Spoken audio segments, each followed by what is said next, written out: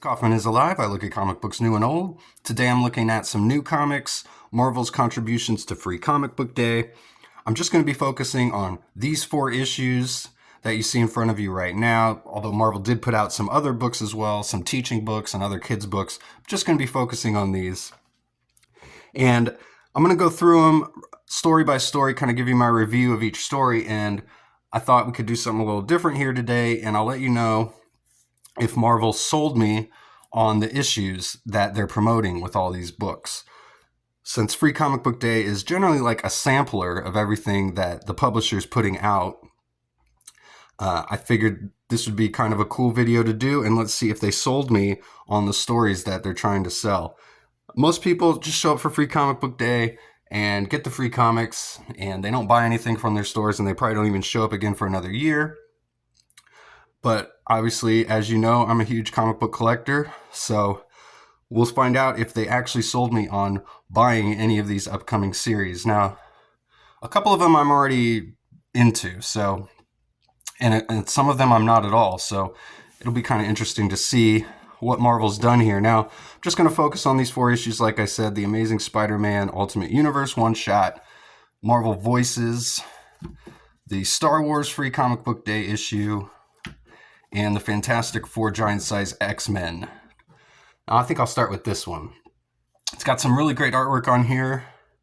Humberto Ramos does the artwork on this new Fantastic Four that's going to be coming out. So this is kind of promoting the new Fantastic Four #1 issue, the reboot that's happening.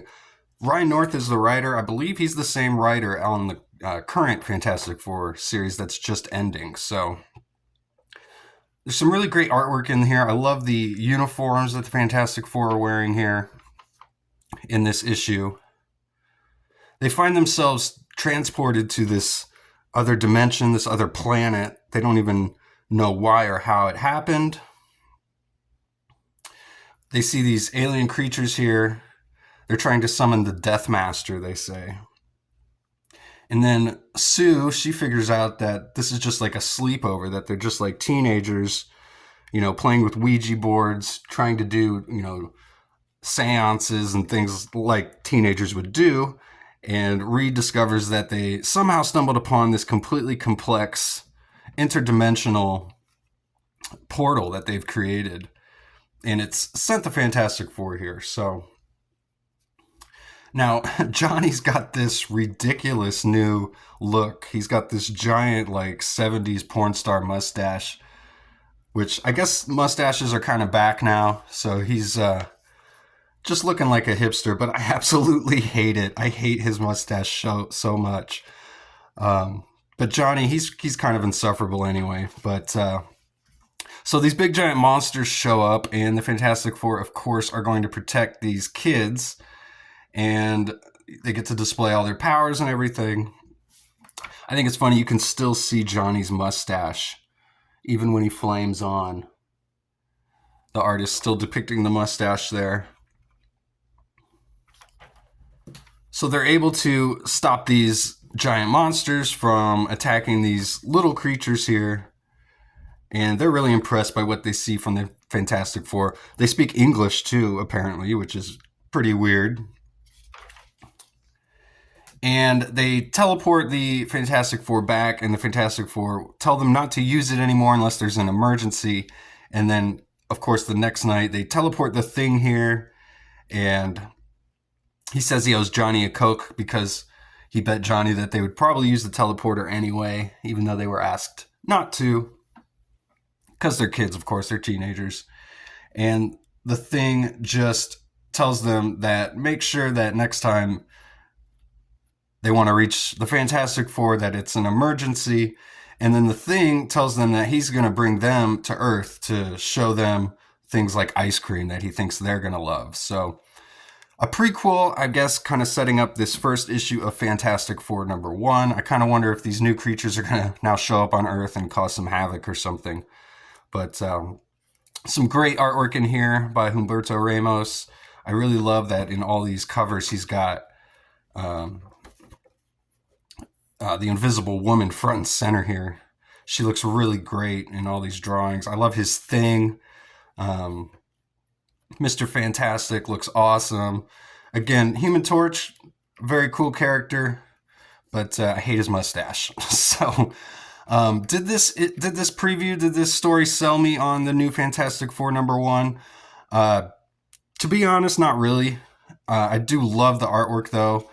If they can get some cool villains in this story, I might check this out.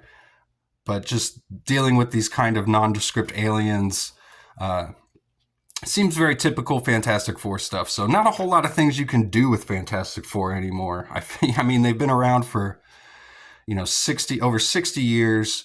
They've already gone through multiple iterations of the team back in the 70s and 80s, and it just keeps coming back to the original Fantastic Four here. They never seem to age. I'm sure there's some scientific reason for that Reed can explain, but Fantastic Four #1, and like I said, I don't know if this is really something I'm going to be picking up, but I do really like the artwork, so I'm going to have to give this one a no. Then we got X-Men. This is the giant size X-Men crossover that Marvel's going to be putting out a whole bunch of one-shots of different mutant milestones, you might say. There's going to be a Dark Phoenix and Age of Apocalypse, and they all center around Kamala Khan. For some reason, I don't really understand what Marvel's doing here. Is this going to be like Kamala Khan's, 10 lives, 10 deaths of Kamala Khan like they did with Wolverine? That Wolverine series I felt actually was pretty awesome. So if this series, is anything kind of like that, like a time traveling saga, it could be good. I just don't understand really what the point is of doing this. And releasing all of the one shots like that, it's just kind of filling that Marvel quota of one shots of #1 issues that they got to put out every month, because people buy #1 issues. So seems like kind of a trick though from Marvel, in my opinion. There's some cool artwork in this issue. See who the artist is. It probably says here in the back of this story, but it just has the new X-Men from Giant Size X-Men #1 in a training scene with Cyclops here, teaching them to be X-Men, basically. And then he has a conversation at the end with Kamala Khan here, and he's hoping they're going to be ready. And the other voice, which is Kamala, saying, "Oh, trust me, Scott, they'll be ready." She's like, "Because I know you and I know them." She says, because she's come from the future. And she says, after all, if I'm going to save the entirety of mutant history, Ms. Marvel has got to wear the X. So now I do like Ms. Marvel being an X-Men. I think she fits pretty perfectly into the X-Men. But we'll see how this goes. This is this Jackson Lansing doing the artwork, I believe, on here, and Colin Kelly doing the writing on this preview. And here's the cover for the upcoming Giant Size X-Men #1 here. No Banshee or Sunfire. They took them out. Kind of a cool splash page there. This doesn't really get me hyped to pick this up or anything. And this is a whole event I'm probably going to skip. If it turns out to be good, maybe I'll pick it up in a trade when they collect it all. So the third story in this issue is actually kind of funny. This was the best written story, honestly, although it's got my least favorite artwork. Really, the artwork I don't really enjoy at all in this story. But it's a Wolverine and Deadpool. But if they don't look like Wolverine and Deadpool, it's because they're actually these two characters here who are going through marriage counseling. One of them is a comic book addict, and they're talking to their therapist, and they suddenly get transported here, and they're Wolverine and Deadpool. And I don't even know who these characters, like their alter egos, who they're supposed to be. But, as Deadpool breaks the fourth wall, she's saying that she realizes they're in a comic book, and she's saying, "Do we even know which comic this is?" And he goes, "I'd imagine something important like X-Men #1. And he's saying this is their first appearance, so we need to make it count. Speculators go nuts for first appearances. So there's some really clever writing in here. I did not expect the writing in this story, and Marvel kind of poking fun at itself too. So she finds out this is Free Comic Book Day. She's like coming up out of the page here, And he's like, no, no, no, no, no. He's like, free comics are useless. We need collectors foaming at the mouth, driving prices up, second printings, variant covers. This is the worst possible place to debut. She says, well, why don't we debut somewhere else? He says, we can't. It's already, wait, these free comic book day issues are done well in advance, which means we still have time to appear in a different book first. So they're able to, he pulls out this New Champions #1 comic here as he's trying to figure out where to go. So they find themselves in here. This is kind of funny. She says, so I'm Deaderine. I can't even pronounce it. Deadverine because of her. And he's like, seems like a surefire way to success. Combine one popular thing with another. And he's like, she combines, talking about Spider-Gwen here. And Wolverine's like, Spider-Man and Gwen, like Gwenpool. Amazing. So poking fun, Marvel at itself there. I really like that.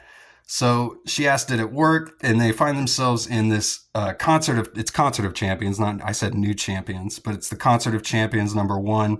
And this Wolverine explains that, yes, they made it into Concert of Champions #1 before this free comic book day issue. So, and then another funny joke that you would only get if you're a current Marvel reader and up on what's going on. We've got Mary Jane and Paul down here, and she's on the phone with Peter, and she says, sorry, Pete, just stepping out with Paul for date night. And Paul says, tell him we'll see him Sunday for brunch. Your ex is so needy. And Wolverine's like, maybe we could kill one guy. And it says, to be continued in Wolverine and Deadverine. Kill Paul, #1? Or, no.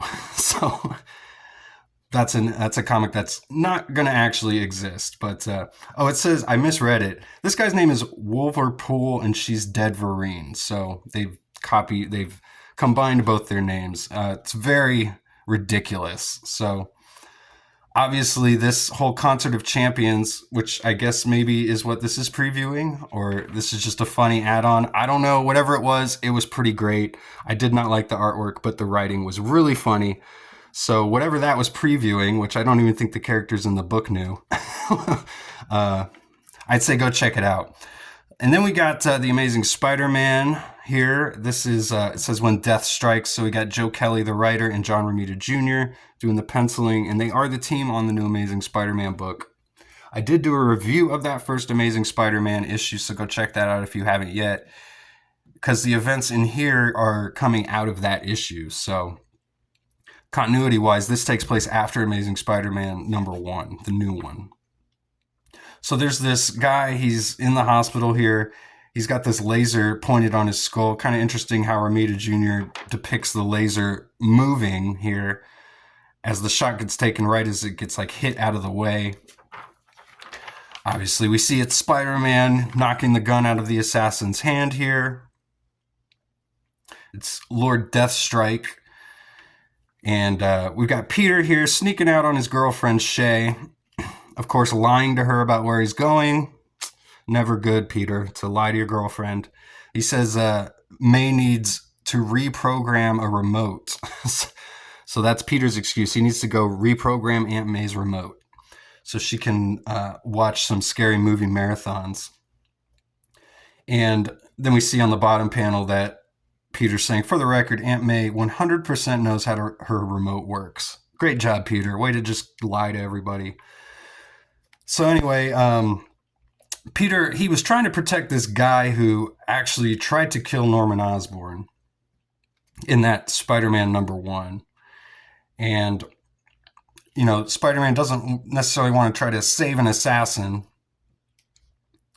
but he wants to keep this assassin alive. Obviously for probably informational purposes, to try and figure out who's trying to kill Norman Osborn here. So we get a good scene, Spider-Man fighting this guy, this Lord Deathstrike. Spider-Man mentions he knows who he is because he's friends with Wolverine, so this is a Wolverine villain he's fighting. And right as we get to the end of the fight here, we've got the police showing up, and the guy disappears, and Spider-Man swings away from the police. So really not much to the story at all. Some cool artwork by John Romita Jr., but I always think his stuff from the 90s really blows away what he's doing now. I did pick up the first issue of Amazing Spider-Man, but I didn't pick up the second or third yet. I'm probably not going to keep reading this book, and this story here didn't really convince me to continue reading it. But it was fine. It was good for a Free Comic Book Day issue. So then we get this Ultimate Incursion, Ultimate Universe storyline here. I've been reading all the not all the Ultimate comics, but I've been reading the Ultimates, Ultimate Spider-Man, Ultimate Wolverine. I've read some Ultimate Black Panther and some Ultimate X-Men. So I'm keeping up on everything that's going on in the Ultimate Universe. And this is interesting because this is them bringing Miles Morales back into the Ultimate Universe. We had the Maker explaining to Miles that they're quote-unquote brothers because they both come from the original Ultimate Universe. And the Maker gives him a card, which is blank. And he wants him to use the card to re-enter the Ultimate Universe. Basically, it's like a teleporter. But Miles is having second thoughts. We're getting caught up on everything that's been going on in Miles' life. And we get a great double splash page here. He's battling these two bad guys from the Miles Morales Spider-Man comics here. Vespa. And I don't know who this other guy is here. Bumbler and Vespa. So they're kind of like Bumblebee themed villains. Some low-level criminals here. And of course, Spider-Man's able to stop him, and we go through Miles' life, and he's just talking about how he actually likes his life here. He doesn't want to leave it. So essentially turning down the Maker's offer, and he throws the card into the garbage can here, which probably wasn't very smart. It's in his little sister's room here, and the card like lights up and starts floating, and his sister crawls out of her crib and she's about to grab it. And it says to be continued in Ultimate Spider-Man Incursion #1. So that's interesting. Very interested to see where this goes. If the Maker gets his hands on Miles's little sister, who knows what could happen? Nothing good. So this story actually does convince me to go buy this. I was kind of already going to go buy this anyway, but this kind of just piques my interest. I like where the storyline's going. I like the artwork in here and the writing. So then we get this other little 4-page backup here with Spider-Man, Venom, and Carnage. And we've got some other narrator who we're not sure who this is yet. Basically talking about how all three of these entities are combined. They're all intertwined, and they're all soon going to find out why. And the narrator says, and they're all going to die. Tell me, am I lying? And this is all artwork done by Cafu. I really liked his work on the last Venom series, and the stuff all looks really good. Some nice big giant splash pages. The Venom one is kind of interesting because it's being written as if we don't know who the symbiote host is yet. It says, we are Venom, the symbiote everyone fears, wrapped around the host nobody knows, the secret identity we're trying to keep from blowing up with both our lives. So obviously when they put out this Free Comic Book Day, when they were creating it, I don't think they knew they were already going to reveal who Venom's host was. And if you go back and watch my original review of that all-new Venom #1, I said I thought Al Ewing was going to keep that storyline going for months and months and months, and they actually revealed it after about 4 months. So that was kind of surprising, and I wonder if that was a audible called by editorial just to get the storyline moving and get people talking. That's kind of my theory there. So there was one thing in here that was interesting. I'm trying to see what it was here. We got, oh yeah, it was, they were talking about Ultimate Spider-Man, the Jonathan Hickman, Marco Checchetto book, and they actually mentioned that Spider-Man's son in that book, who has basically the black costume, the symbiote costume, Richard Parker does, they call him Venom in here. So I didn't realize that he was going to be Venom, but apparently that is the new Venom. So that was interesting. Learned that from reading all this. So that was the Amazing Spider-Man Ultimate Universe one-shot. So I got the Marvel Voices #1 here. We got a whole bunch of stories with different creators on here. I'll just show it on the screen and save time reading all of this stuff to you. But the first story here is an Ironheart story. She's going up against this guy named Wormhole, and he's got like teleportation powers. He seems like kind of a C-level villain to have such, ultimate power here, as he sends Ironheart back to the late 1800s. And of course, they're all out of time and out of place here, not in their element. There's a building burning down, so Ironheart goes to save everybody in the burning building. She didn't want to put her armor on to try and... She's mentioned she doesn't want to mess with the time stream and screw up, the future, but she does it anyway and finds out that the Wormhole guy is actually causing the building to burn down, coincidentally enough. So she shoots him with a fire hose, punches him, and is able to stop him, and they get sent back home. And that's pretty much it. They get him arrested. I'm not a big fan of the artwork in this or anything, and in general, never really read an Ironheart comic or anything like that, so probably something I'm going to skip. Not going to be checking out Ironheart. And then we got this Ultimate Black Panther. Then we got this Black Panther story here. This is actually from Marvel Voices Legends #1. So this was taken from that. And it's got T'Challa. He's basically babysitting the grandkids here.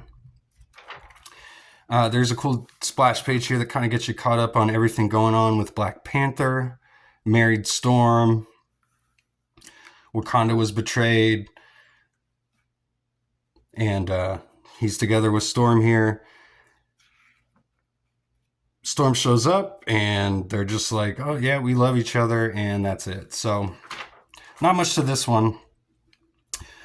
Then we get this Mystique and Destiny X-Men The Wedding Special. This is from The Wedding Special #1.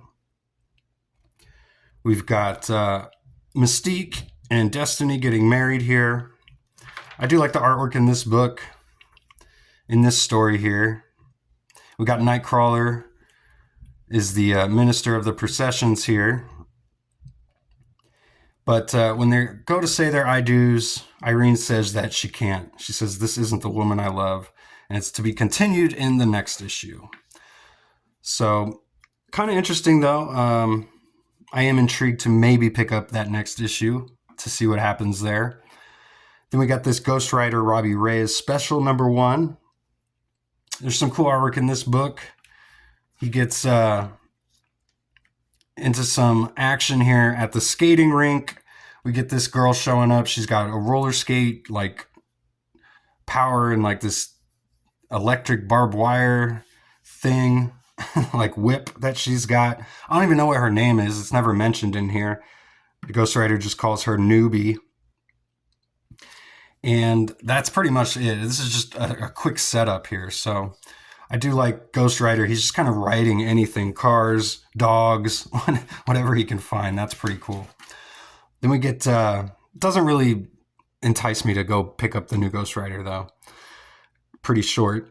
And then we get this Kaori, Reshaper of the Worlds #1.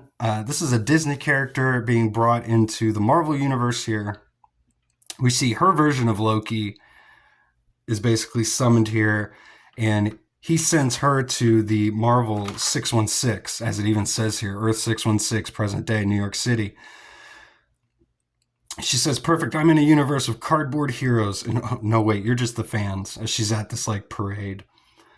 She's like, has anyone seen a Loki, an icy one? So this is kind of interesting. I know there are some fans of this character, so bringing her actually into the Marvel 616 and not having this just be a completely separate entity is kind of cool. So probably not something I'll be picking up, but interesting nonetheless. Interesting setup there. So that's the Marvel Voices Free Comic Book Day issue. Then I got the last one I'm going to be looking at here is the Star Wars #1 here. So We got 3 stories. Past is prologue. Alex Segura is the writer and Phil Noto is the artist. This is the first story here. And I'm not a huge fan of Phil Noto's artwork generally, but I think he's doing a pretty cool job here on Star Wars. He's drawing the characters. They look very accurate to the actors and how the characters would look. But I feel like Phil Noto's, he doesn't draw great action scenes. He does draw good faces, but the action seems very stiff to me. And I feel like he's even, he's obviously using reference and almost looks like he's tracing some of the faces at times. Kind of reminds me of like a Greg Land kind of style, even though they have different penciling styles, but just the way the characters look almost too accurate. But we've got this, there's this new character here in this book here, Rin Zanat, and it says they're trying to stop these pirates who are stopping these supply ships. So they're going to go on a mission to stop these pirates, basically. Not too much to it here in this first issue. I would like to see Phil Noto drawing some more of the ships. We just kind of get like half of the ship here. I would like to see if he can really draw the ships. But I'm not a big Star Wars comic book fan. A fan of the movies, although I'm not a huge Star Wars nerd or anything, but I'm not really into picking up Star Wars comic books, so I probably won't be picking up the new Star Wars #1. But some of the best work I've seen Phil Noto do, to be honest. So we got this story is really cool, though. This is the legacy of Vanier, and he was a servant to Darth Vader. And when he finds out Darth Vader is killed, he basically lives his whole life hoping to see Vader return, and it doesn't happen. So when he becomes an old man, he modifies his own body to create this really crazy looking creation where his head is just like sticking out. It almost looks like one of those really wild underwater fish, that have the antennas coming out, but his head is in like the bowl here. Pretty cool design, very Star Wars. But he says, Lord Vader never came back until the one day he discovered there is another, and we see Kylo Ren here. So, and this is to be continued in Legacy of Vader. And this was actually, I think, my favorite story of everything I've read in all these Free Comic Book Day issues. So Charles Soule is the writer, Stefano Raffaele is the artist here, and Nolan Woodward does the colors. So if there's any of the Star Wars books I would be picking up, it would probably be this Legacy of Vader. It looks pretty cool. Then we got The Moon of Death. We got Mark Guggenheim as the writer. Madabek Musebekov is the artist, excuse me. And this story is kind of cool too. This goes back to the prequel time. We've got this guy named Corliss Wrath who's basically hunting Qui-Gon Jinn, and Obi-Wan Kenobi had this prophecy vision that Corliss Wrath was going to kill Qui-Gon Jinn. So they're out searching for this Corliss Wrath guy, and it's written really well. It feels like Star Wars. This is pretty well done. They get stopped by these criminals who are trying to rob them, and we've got this new Jedi here. His name is, they've got it in the back, Tensu Run is his name, and he's a Jedi who worked with Qui-Gon Jinn. They actually give his whole history here. Eventually he gets killed by Vader, but he uses the Jedi mind trick to basically make them all fall asleep. Qui-Gon Jinn's like, how'd you do that? He's like, I just made it up. This is a cool page here. I really like that.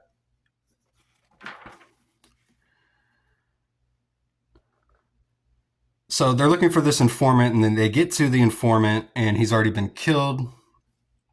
And Qui-Gon Jinn's just wondering why this guy has a vendetta against him when he's never met him. And this is to be continued in Jedi Knights #3. So Jedi Knights looks pretty cool. That would actually be something I would be willing to pick up. Honestly, this looks pretty interesting if you're into Star Wars.